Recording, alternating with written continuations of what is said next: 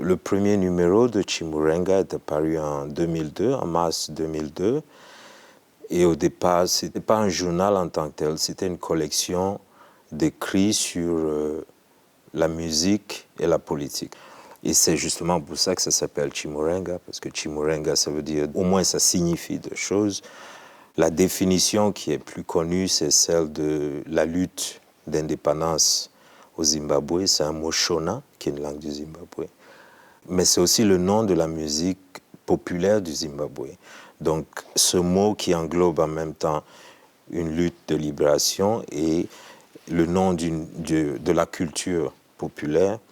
Donc Chimurenga au départ c'était une collection de nouveaux textes et aussi d'images pour essayer de ramener ce débat du rôle de la culture dans une Afrique du Sud indépendante. Il y avait aussi d'autres préoccupations. Il y avait le fait que les questions que cette collection posait ou essayait de représenter étaient applicables dans beaucoup d'autres pays africains. Donc il y avait des exemples venus du Nigeria, avec Fela Kuti. Il y avait un test sur la musique congolaise qui me fascine beaucoup, et même de la culture africaine au-delà du continent lui-même, c'est-à-dire du territoire. Donc quelque chose qui explorait par exemple la relation entre le marxisme et le rastafarianisme, qui ne sont pas des concepts qu'on ramène souvent ensemble. Cette publication a eu beaucoup de succès. C'était 1500 numéros que j'ai distribués moi-même à la main à un festival de musique. Ça a eu tellement de succès que les lecteurs, eux, ils ont, peut-être c'était par rapport à l'objet, comment il était fait, parce qu'on avait très peu de moyens, c'est-à-dire que le graphisme et tout ça, tout était fait à la main, et puis photocopié. Donc, cette esthétique, à l'époque, moi, je ne savais pas que c'est une esthétique, en fait, de revue. Pour moi, c'était les moyens de bord pour produire cette collection. J'ai vu le test d'un ami très cher, un Kenyan, un écrivain kenyan qui s'appelle Binyavanga Wainaina. Il venait de rentrer au Kenya. On travaillait ensemble en Afrique du Sud, mais il venait de rentrer. Et il a écrit un très beau test intitulé Rediscovering Home, redécouvrir le chez-soi.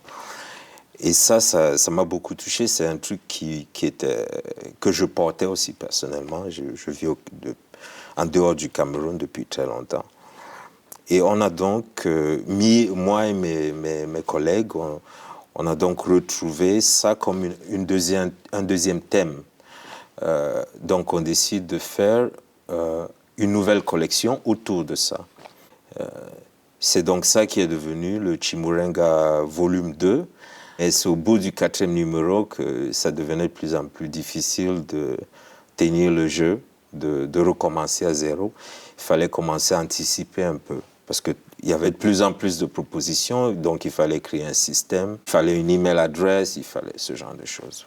Dans la publication, on parle très peu de culture zimbabwéenne ou sud-africaine.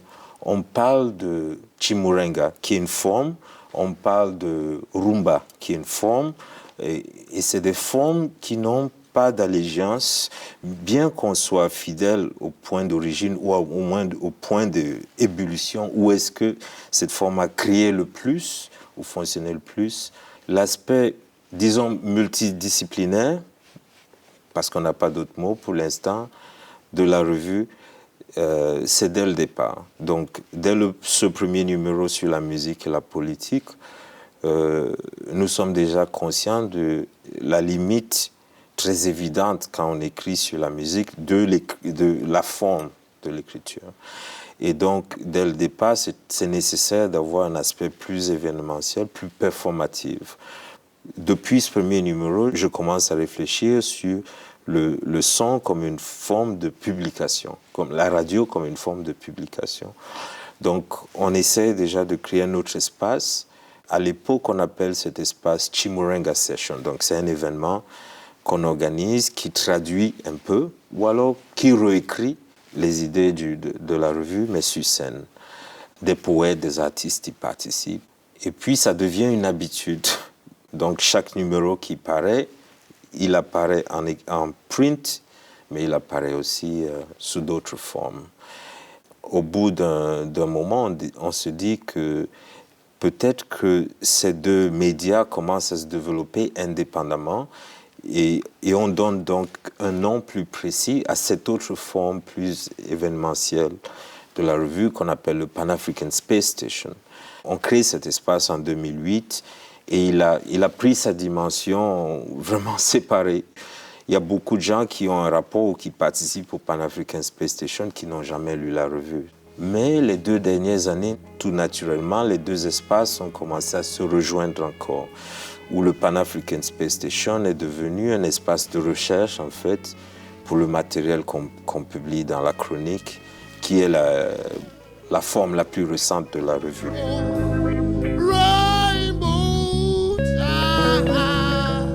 La question de la collectivité, d'une production collective, d'une réflexion collective est centrale pour nous, mais c'est plus quelque chose qu'on a intégré. Donc j'insiste beaucoup à dire tout le temps, nous ne sommes pas une collective, nous sommes une publication. Et une publication, ça ne se fait pas seul.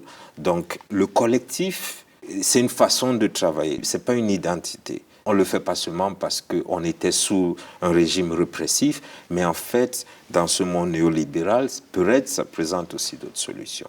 Ce que nous proposons de réaliser à Cosmopolis, d'abord, c'est une opportunité. Et l'idée sur laquelle on aimerait réfléchir, c'est réexaminer le moment de l'assassinat de Laurent Kabila en 2001 à Kinshasa. Notre institution, c'est de performer cette réflexion parce que c'est possible qu'elle soit basée sur les réponses de la performance elle-même. Il y a une phrase en Afrique du Sud quand vous demandez des directions dans la rue. Où est-ce qu'est le centre Pompidou?